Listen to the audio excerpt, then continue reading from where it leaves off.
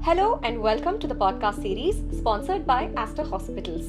In this episode, we are focusing on Parkinson's, the fastest growing neurological disorder in the world. We speak to Dr. Shakthi, consultant neurology from Aster RV Hospitals, Bangalore. Hello doctor, welcome. Hi, thank you.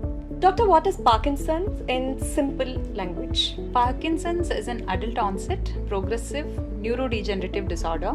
This is due to loss of dopaminergic neurons in the substantia nigra of midbrain. So this is a very complicated medical terms which I am using. So to understand in simple terms, it is a brain disease which affects the movements and which is progressive. That's all in simple terms to understand. I have seen this in a lot of elderly population. Does this affect only elderly population?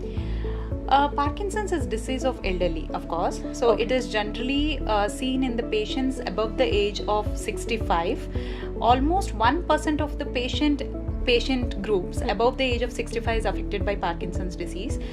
But it can happen in younger age groups as well, which is called as early onset Parkinson's disease. Early onset Parkinson's disease is when the Parkinson's happen before the age of 40. Right? So there are two types of early onset Parkinson's disease. One is called juvenile onset Parkinson's disease, where the onset is before the age of 21. There is something called young onset Parkinson's disease, where the disease onset is between 21 to 40 years of age group.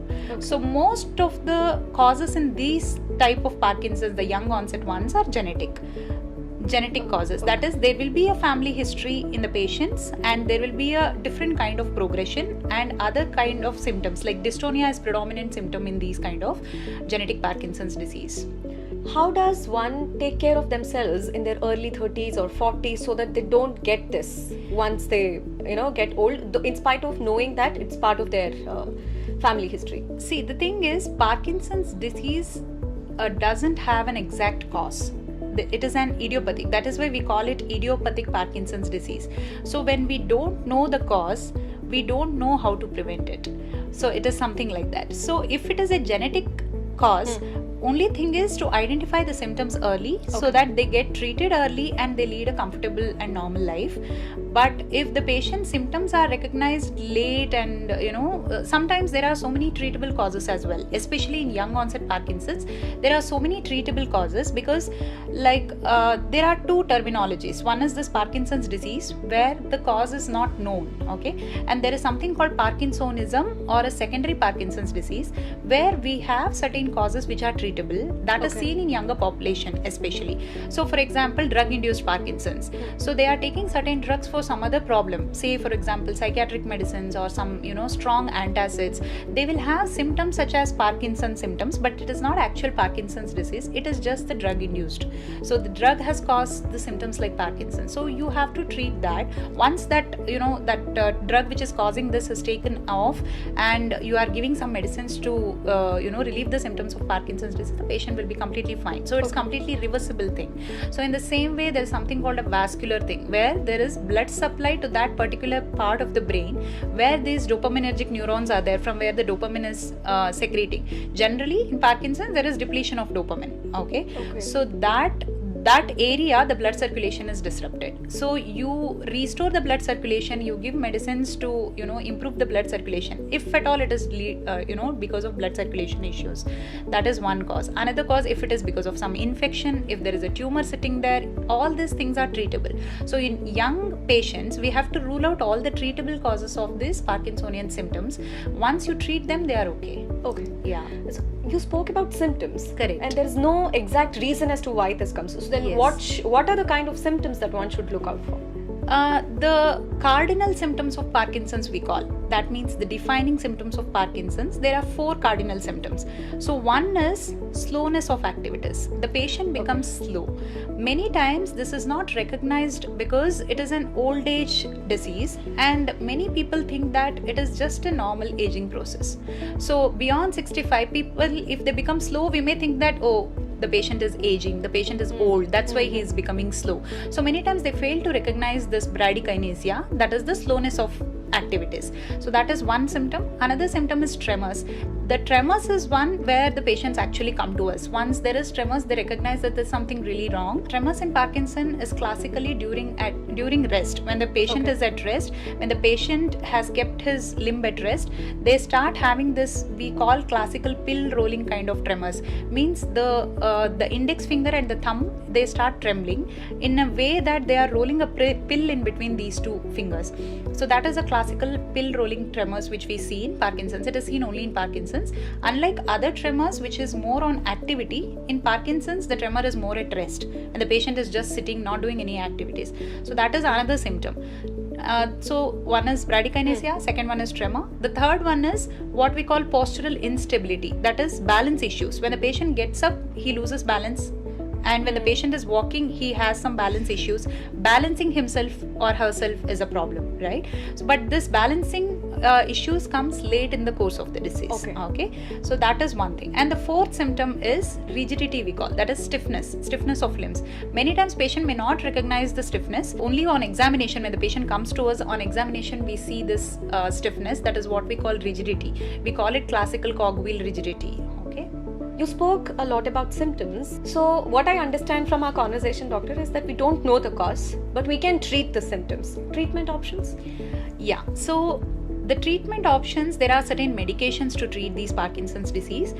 The dopamine is depleted, so we replace dopamine. So once we give that medicine, the patient is comfortable. We give medicines to make the patient comfortable, make the patient independent for their activities of daily living. So the treatment can be stated late also, but depends on the symptoms. Generally, when the patient is coming to us, the patient would have already developed the symptoms. Those symptoms, especially the bradykinesia, the slowness, because of slowness, many patients are not able to do their daily routine activities. So we give some medicines to, do the daily routine activities without anybody's help. Okay. So that is one thing. Other than that, there is physical therapy, occupational therapy, speech therapy. All these therapies we have to continue. And in certain cases, there is a surgical option also, where there is something called motor fluctuations. The symptoms are not controllable, and there are some things. I mean, after few years of starting this treatment for Parkinson's, the medicines, the patients start developing something called dyskinesias, which are abnormal movements. So where the patient, the requirement of the drug is more, the medicines which they are taking is more and more, and in spite of that, they are not comfortable because there are some motor fluctuations, and there are tremors which are medically refractory. We are giving medicines, but still the tremors are too much. So in such cases, there are surgical options as well. Okay. The deep brain stimulation we call, there is surgical option as well. So this is the treatment. Okay. Yeah. How do we prevent this? So prevention we talk about in patients where we know the cause, right? Okay. So when we don't know the cause, again prevention is not so easy. But in general, because this is a neurodegenerative disease, the neurons are getting degenerated. In general, to prevent a degenerative disease, we have to have certain lifestyle modifications. Like you have a healthy diet, and diet which are rich in fruits and vegetables which are having antioxidants will reduce the oxidative stress and the nerve damage. So one is diet. Exercise have been actually a good exercise, moderate amount of exercise daily has been associated with lesser incidence of Parkinson's disease. That has been proven actually.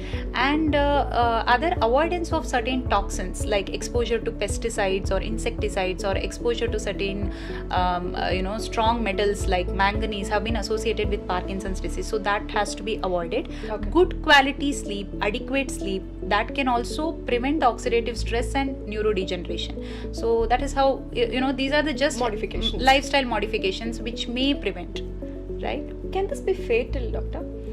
So Parkinson's disease itself, the disease itself is not fatal, but certain complications which are associated with Parkinson's disease. Say for example, in Parkinson's disease, the patient may develop swallowing difficulties over a period of time. So there are certain non-motor symptoms as well, which we did not discuss. The 4 cardinal symptoms which we discussed in Parkinson's disease is with which the patients come to us. Okay. But there are certain non-motor symptoms as well, and certain other motor symptoms as well. You can discuss that, please. Yeah.